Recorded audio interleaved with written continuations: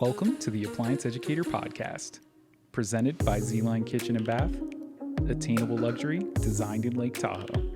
On this episode, we have a deep conversation about the future of AI logistics with Josh Millar of Raymond West. Welcome back to the Appliance Educator podcast. Today, we're joined by Josh Millar, Director of Sales for California and Nevada for Raymond West. I'm joined today by Nick. Welcome, Nick. Hey, what's going on, everybody? And Josh, thanks for taking some time out of your day to join us. How you doing today? Great. Thanks for having me. Well, let's dive right into it, Josh. Tell us who you are and what Raymond does. Yeah, Josh Millar, Director of Sales, and I oversee the sales team for Raymond West in Northern California and Northern Nevada. And Raymond West is an intra-logistics solutions provider, and that's kind of a $20 word for you there. And really what that means is if you think about logistics being the movement of goods from one point to another, intralogistics is the movement of goods within one location, so within the four walls of a warehouse, let's say, or manufacturing facility. So we work on moving and storing every good that exists more efficiently. Interesting. And you'd mentioned, we were chatting before the cast, that's kind of a new field. Beyond being sort of a marriage between the physical industry and technology and analytics, what kind of spawned it? Can you give us a little background on intralogistics? Yeah, that's actually a great question. Typically, the large, it comes out of, in America anyway, in the United States, North America, out of the lift truck world or forklift world. And really Raymond, that's the core of who Raymond is, a forklift provider of forklifts. But the industry has rapidly changed with technology in the last number of years, and for the first time ever, the United States customer base, distribution and manufacturing, is really starting to look at how they can be, more efficient, not just using what we all know to be forklifts to move product around in warehouses. And so companies like Raymond West are looking to diversify. So not only do we just sell forklifts anymore, but we do the software that tracks the forklifts, the software that tracks product picking, labor management software, automation, conveyance, etc. Basically everything that you find within the four walls of a facility, we're now going to do. It sounds like a really exciting field where, with advancement of technology, there's always a new integration. I mean, how deep does this go? Are you guys looking at AI and some unmanned projects? Is that on the horizon? Can you talk to us about any of that? Or, well, I might be able to talk to you about it, but then we'd have to. But no, that's absolutely where we're going. There is definitely conversation on the table at the higher levels today about artificial intelligence and the robotics that we will be selling to move product in the future. There's a measure of AI already coming into automation, but I think it's going to go fast from here on out. For a while there was a real pause in North America about adopting automation, but it's starting to move a lot faster now. Interesting. And is that more contemporary, or has that been kind of an industry trend over the last few years? Yeah, I think it's a combination of multiple things. You have a generational change, so you have more and more folks in their 20s, 30s, and 40s now moving into management positions, wanting to do some out-of-the-box ideas, Sure. Not just the same way we operated the last 100 years. So you've got people more open to listening. But then more importantly, when the pandemic hit and the economy was still going through the roof, how do we get product made? Sure. How do we get it shipped out? How do we get it to the stores so that people can have food and medicine and whatever it is? How do we get it out there? And so I think that really forced North American companies to look at, hey, if we can't have people come into our distribution center because of something like a pandemic, we better start thinking about other ways to put product together or manufacture something and then get it out in an automated, efficient way. Sure. And it sounds like you're really at the crux of kind of marrying, a very traditional aspect of business with kind of the technological frontier. So kind of looking at the current challenges in logistics, we've heard so much about supply chain and how it relates to the pandemic, and from the outside looking in, you're kind of like, oh, okay, I understand it when I can't get something right. at the store, but can you go in deeper in how that's kind of affected things and what we kind of see coming out of it? Yeah. So on one hand, it's great. The economy's been booming for some time, and we're all doing well. There's plenty of jobs out there. And so that just perpetuates itself, and more expansion and growth, which affects our business. And then the pandemic hits, and there was also some political and international issues with import and export issues that caused a lull in that. Sure.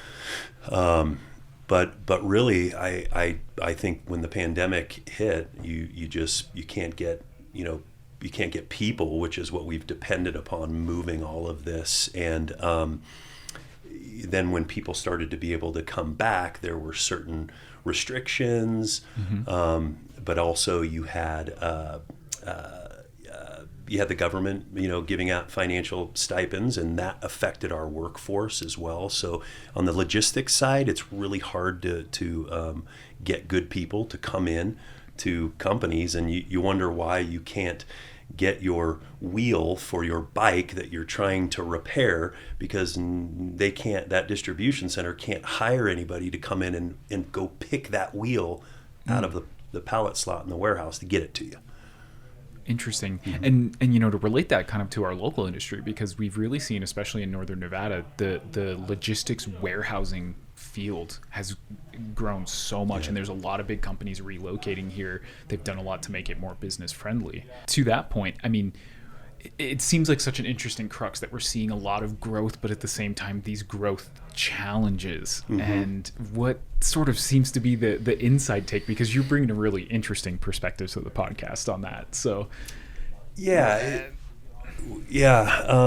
is odd that it does make sense that on one hand, when something starts moving at a rapid rate, it's probably going to be harder to keep up with that pace, and we would see some slowdowns in manufacturing. We've seen that over the years, lead times going out and then shrinking. But in this case, we kind of had two things hit at once, an economy that we've never seen before. We are selling lift trucks almost twice the amount of that we've ever done before. Wow. Even in 2006 and 2007 when the economy was booming. So it's really crazy in terms of the amount of product going out. But if you can't find employment to come in and help with this, biggest time we've ever had in history, then people are still going to buy because the economy is great and they need to expand, and our customers want our product. Sure. That's not stopping, but because of circumstances, we just can't move fast enough. And our business was in a prime place for this. In Europe, they're probably about 20 years ahead of us in terms of adopting automation, and that's mainly because of space. They can't expand like we can. Sure. Well, now we have a personnel problem, so that's really been the crux that has maybe given some courage to businesses in North America to go, okay, we're now going to change the way we've been doing things for the last 30 years and maybe look at something scary like technology or automation that costs a lot of money. Yeah. The interesting thing about automation, though, unlike some of the other basic products like a lift truck that we sell, it's actually just a basic math problem. The ROI is really pretty much guaranteed right there, because you're doing all that research up front to find out what your throughput is going to be after you've installed the automation. So Sure. You know what that's going to be, and you know exactly when you're going to get that ROI and start making money on it. That was something that I think most business owners here didn't either take the time to look at or were too scared to even entertain it. That upfront cost. Yes. Yeah, out of this world to be able to, imagine me walking in and asking you if you want to buy a $2 million automation system. I swear it's going to get your product out faster. Right. But it's a scary number up front, right? Yeah. Yes. Yeah. Interesting. And so now that, things are kind of reemerging, is there another change on the horizon, or is this kind of the standard trend that you're just seeing more adoption in the field, and really it seems to be a kind of a new mindset taking over of like, we're ready to embrace this challenge? Yes, Yeah. It is the new mindset, and I will, very firmly say that it's not going to go backwards. And if you don't learn about it and don't keep up with it, you'll get past real quick. I think one of the things we're doing is finding ways to make some automation scalable. So maybe that smaller mid-sized company who would never, ever think of, that word is so scary. Well, maybe we have a little bit of a bridge that's not so expensive in the beginning, but it actually helps that customer with their challenges. I would say, in the scope of material handling and logistics, it's almost going through school, from kindergarten through junior high, and you grow and you learn. My recommendation after being in the industry 15 years and selling it to customers is there's so much involved in this and so many different pathways you can go down, so many different solutions and industries that really don't spend all the time. We have people that do this or have been doing this for years and have done all of the research within industries and throughput. Don't waste your time trying to learn something and a couple of weeks before you want to do a project and have somebody come in. Just let someone like Raymond West actually do all that work for you. It's a free service. We're here to help you and to look at things, and we really want to help you become a better company and not wallow in the woes of efficiencies and get passed up. Yeah, trust an expert to come in and bring the best knowledge as opposed to trying to just jumpstart and figure it out on your own. Yes, and there are a lot of solutions. I mean, over 15 years of selling, I've walked into countless scenarios where the customer felt helpless or just didn't know, and we did some obscure solution for that somewhere in the country that works perfect for this particular customer. So what are some of the automation products that you're seeing being used in the warehouse that are kind of replacing the human element, and is there things that the human element will never be able to be replaced by? Great question. I'm going to tackle the human element replacement first. What we are finding with these businesses, especially right now, the fear with automation is, oh my God, humans are going to be replaced. But what's happening, and what happened in Europe, is they were just reallocated to better serve the organization. Mm-hmm. They were wasting that body on a worthless task. It's not that they want to get rid of them. They now have that body for something else that two people were doing. Or if you're in a scenario where you're just overwhelmed, you have temps and you have tons of people coming in, yes, you can reduce labor, and labor cost in this country right now is massive. Sure. So really something to look at. But what types of automation are out there? One of the big things, products that's becoming more common is what we call an automated crane picker. So if you imagine big giant 100-foot shelves full of pallets of products, these automated cranes fly down these aisles at 15 miles an hour, unmanned, in a dark warehouse, no lights. They stop right at that location, forks jam in, pick up that pallet, they bring it out, and they'll usually drop it off at an automated trolley system that's constantly going around, which then takes it to be checked, and you have automated wrappers that then wrap all of the product, and then you have a AGV, or an automated guided vehicle, that the wrapper puts the pallet on, and that takes it right to an automated conveyance system, which puts it right into the back of a truck. Nobody's even touched the product. So that's becoming more and more common today, but definitely not taking the place of humans just doing things that we wouldn't be able to do anyway. Sure. But it sounds like within the world of intralogistics, Raymond's kind of offering that solution to be end-to-end in the warehouse, from the pick to palletized and ready to go out the bay door. That's a great way to say it. Yeah. Exactly. Yeah, we're going to come in and assess where you're at and not try to shove a high school level education if where the business is at is more in that junior high level of expanding. We're going to work with you to scale. Hey guys, Drew from the Appliance Educator podcast here, and I just wanted to take a minute out to talk about our amazing sponsor, Z-Line Kitchen and Bath. You've heard the guests and the hosts talk about this amazing brand and all the attainable luxury that they create right here in the heart of Lake Tahoe, USA. From freestanding ranges to ventilation, dishwasher and microwave, to everything you'll need to complete your next bathroom project, Z-Line Kitchen and Bath is bringing luxury into your next project. Are you able to share any unique stories on, because it sounds like it's a lot of customized solution and a lot of assessment to really fit the right package for the customer. Any interesting stories on really like a transformation or anything that jumps to mind on really something where you came in and said, there's a lot of opportunity here and we can do something pretty special?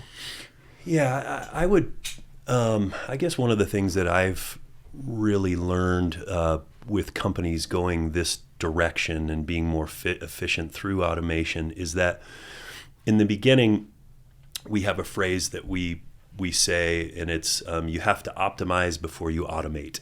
And that can be a lot of painstaking meetings and gathering of information and understanding what are you doing today for a process. And sometimes it exposes that there aren't processes. Sure. So if you're listening to this and you're in distribution or warehouse, and things are inefficient, start looking at those in a little bit more detail and try to find out the reasons why, or what, ask questions. Why do we do it this way? And that will start to kind of prepare your mind for what automation, brings. If you don't, you have to have processes in order to be able to move into automation. So if you haven't really thought about, holding processes accountable a whole lot, it will keep you from going that direction. And then in terms of a great opportunity, I'm going to give a shout out to Reno. I just saw an article, big industry magazine group the other day, and on the cover it said, if you're trying to touch the West Coast, Reno is where you have to be. And so every company in America right now is looking at Reno, and because of the automation culture, the culture kind of started out here. I don't really know how that happened. Could have been just some larger corporations moving in and they were deciding to test it, but now it's got a little bit of a personality to where if you move into Reno and you want to be like all your peers that are out there, you're going to have some sort of efficient and cool way. You're going to be doing distribution at a high-tech level. Okay. So we have a lot of customers in town, one in particular that is in the medical world, and they provide some pretty important products to our hospitals. And they do not want to, because it's so critical for them to be able to get this product out, they never want to have North America be in a position where we couldn't get product out. And we were importing a lot of this product from overseas. So then all of a sudden it slowed down. Well, now we couldn't get it in our hospitals. So this company on that alone has said, hey, we're going to commit to the American people. We're moving into Reno and we're going to do a fully automated solution. And I just sat on a meeting yesterday, and so far where we're at, nobody touches the product as it comes all the way through. So pretty exciting. Yeah, that's fascinating. And to kind of circle back, do you think when a lot of people start considering this, because it sounds like the process is what leads to analyzing efficiency, are a lot of people looking at this of simply like the cost, or are they trying to sort of look at something like, I can achieve a higher revenue by deploying more product? Or what is it more driven through the pursuit of efficiency, or do a lot of people have like a goal that they know they aren't hitting? I don't know if that's an obscure question, but just kind of the drive where people really can start to assess the need for this. Yeah, I'm not going to state this as gospel, but I feel that what's going on right now is more of they're making a decision to go this route to survive. And what I mean by that is going to date myself a little bit back during the .com and technology boom. I was a sales guy during that time, and things were moving so fast that it was only the companies that, were being efficient in that space that allowed them to survive. And then it eventually started to mold together, and you had your big, software companies that we have today. We don't have all those .com companies anymore. That's where we're going, I believe, in our industry. So when a customer neglects efficiency, what they're neglecting is the possibility of their existence in the future. Interesting. That they'll probably just get whatever's of value kind of gets swallowed up or left behind. Yeah, or similar to, one of your customers asking you if they can email you something, and you say, well, you can fax us something, right? They wouldn't even understand what a fax was. So that's the direction we're headed. There will be some level of automation, and really, 75% of distribution manufacturing at some point. And as we all know, technology runs at an exponential pace. Sure. So if the wick has started, which it has with automation in North America, the fire's right over there. We can see it. It's coming. And as far as this goes to the end consumer, is this really what we've seen in that, in so many industries, we've just seen a shift to drop ship model, the ability to say, hey, go online, hit a button on your phone, in a couple days it's at your door. Yes. Is that really the end touch point for most of the populace there? It is. If you think about it, probably, over the last year, we as a population, even with the baby boomer generation, we all got really good with technology and ordering online, and Amazon becoming who they are. And then you hit this impact, and people like you and I can't order a birthday present for our children because it's backed up, or we can't get our favorite hair product at Walgreens because they can't get the special ingredients from one vendor to even make that product and then get it out to you as the consumer. So really, the American population is desperate for the American distribution and manufacturing business to adopt automation so that we can provide your product to you like you've expected in that, quick turnaround. Absolutely. And I imagine, especially just because we're such a large market spatially, compared to, you made an example of Europe, and it's such a bigger country, and you've got someone out there in the middle of anywhere that's I still want product to my door. Yes. How do I get it? Yes, and the consumer mindset. There's no excuse. Absolutely. 2 weeks? No way. I'll go somewhere else. Yeah. So back to my point about survival, you're not going to be able to make excuses for very much because someone will come along and adopt automation and get it out faster than you. And it sounds like the inherent competition in the business of hey, there's plenty of guys selling plenty of product is a big driver for your industry, because it's kind of like the guy who invests, the guy who's moving forward is the one who will get the sale. Yes. And we train our sales force, really they are consultants. And it's a long haul relationship. It's a marriage with our customers, because if you think about it, you're scaling with them. Sure. So our consultants need to, be intimately involved with your business to understand the product flow so that they can make the proper suggestions at the right time, and when there's budget and when there's not budget, to be able to help you grow, because you're not the distribution experts. We are. So we take that really to heart, that it's a family. We adopt you as a customer. It's our responsibility to take care of you and grow you. So, and lots of times too, when the customer embraces that partnership there, then it really works wonderfully. Yep. Yeah, that sounds awesome. And especially just the relationship aspect of what you're building. It sounds like Raymond's been involved in so many different projects, especially for large scale companies. But I'd be really curious to know, do you got any stories about that entrepreneurial mom and pop that you were able to see go to the next level? Am I allowed to use names? Probably not. If you tell want to 'em what your describe, product is. Yeah, yeah. Well, this goes back a little ways. This was actually when I was a salesperson in the field, but I had a customer that I was cold calling for the longest time, and they were using a competitive forklift brand. And so, of course, I was just the, sales guy, that pestering sales guy, but I kept at it and followed up. And there was an opportunity where they gave me the chance to speak to them a little bit. And eventually I won a used forklift deal with this company. Okay. But once I built a relationship with them and got inside the warehouse and figured out that they were on this rapid growth, and they provide, they're a popular supplement manufacturer, and they work a lot with all of the NFL and pro football, pro baseball, pro basketball teams.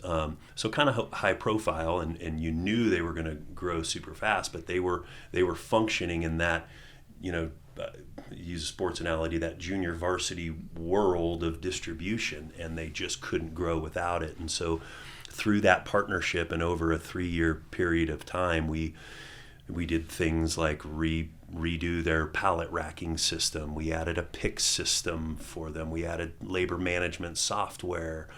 We added a whole new forklift system and forklift software that tracked the operators, and eventually they got on the cover of Material Handling magazine. Oh, wow. With some of my projects in the background. So, and their owner and I were good friends, and he would joke about all the money that he was paying me to do this, but the reality of it is there was a return on that as they grew and expanded, and then they eventually sold the business for a lot of money.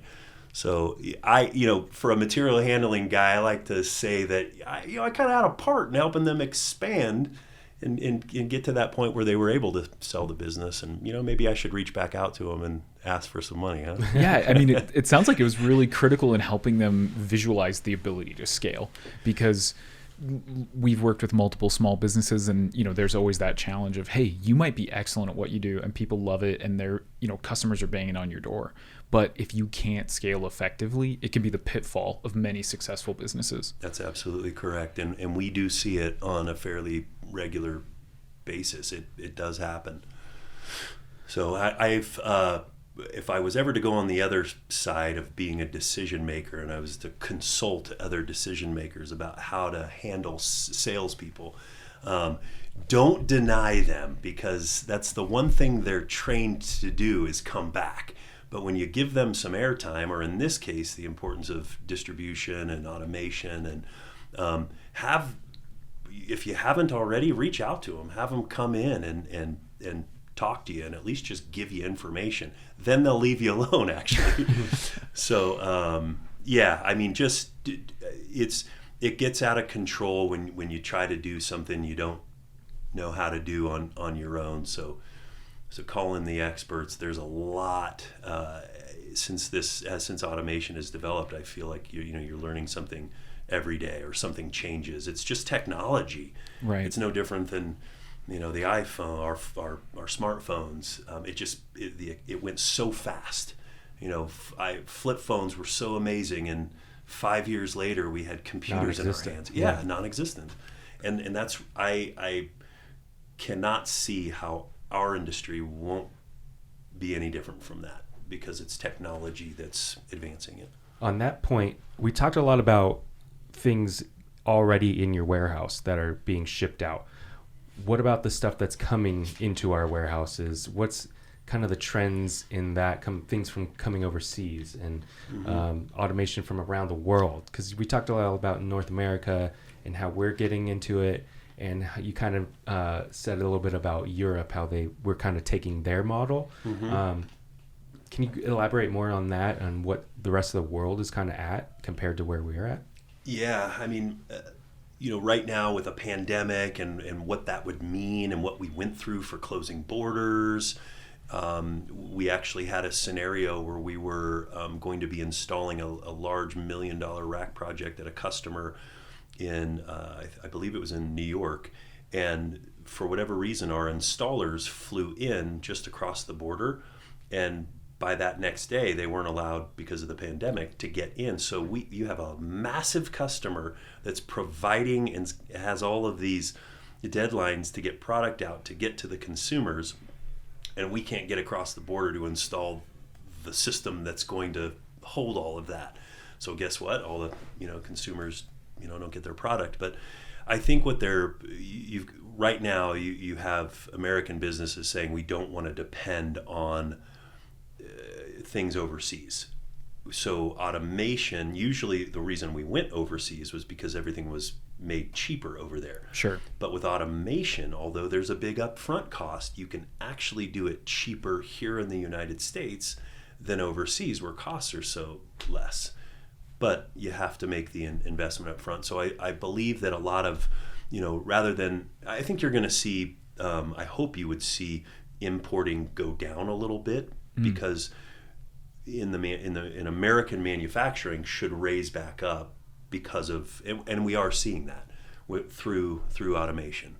And hopefully we're not as dependent upon overseas companies to make various products that we need and that we can absolutely do here ourselves. Yeah, you got it. Yeah. So it's not only on the distribution logistics side, it is absolutely manufacturing as well. And does that make us somewhat self-sufficient as a country in terms of goods? Well, I don't know. Somewhat. Yeah, it's still a global economy at the end of the day. But, that's interesting, too, because we do hear so much about the labor challenges and the material challenges. But I think it's one thing that most consumers may not be aware of is that the international shipping, the costs have gone up so significantly in the last 12 months. Yeah. And it really, it gets passed on to the end customer. The guy who's each pay point along the line, someone's paying a little more money to move product around. Yeah, I can tell you, we're at the beginning of the supply chain, so we see the change happen first. And over the last year, there has been countless product, all the way down to the component level, price increases from, up in the 10 to 15% over a period of time. So guess where that's going to ultimately go? Yeah, back to us. Customer. Yeah. Yep. So we're going to see that. I'm sure we're going to be seeing that over the next couple of years but we would hope that would come down based on today's podcast, because eventually they'll get more efficient thanks to us, hopefully, and we'll see that cost reduce at the consumer level. So there you go. They're not only providing intralogistics solutions, they're saving you some money at the end of the day. Yes. Kind of a hero. Yeah. Touching everyone and every point. Exactly. Well, Josh, this has been a fascinating conversation. We really appreciate it. But before we cut you loose, anything you want to plug on here? Anything you'd like to take your moment? Yeah. Well, I'll keep it focused on Raymond West. There's a lot of talk about expanding. We are also doing a ton of expanding, and so that we can provide quickly to our customers and be a regular service. And I've got quite a few experienced consultants in Northern California and Northern Nevada. So if you have any questions, no matter how small you are, a little mom and pop warehouse to maybe an operations mid-level manager at a large corporation, please, no question is too small. It's what we love to do. We've got tons of knowledge up in these heads, and so let us have a look at your application and help you out. Awesome, Josh. Thank you so much. This was a really fascinating conversation, so we loved having you. Thank you very much. I appreciate it, guys. This has been the Appliance Educator podcast, brought to you by Z-Line Kitchen and Bath. Be sure to like, subscribe, and follow @Appliance Educator for more tips and tricks and advice to keep your home running at optimal performance. If you have any ideas or topics you'd like to hear on future episodes of the show, leave us a comment. Appliance Educator, signing off.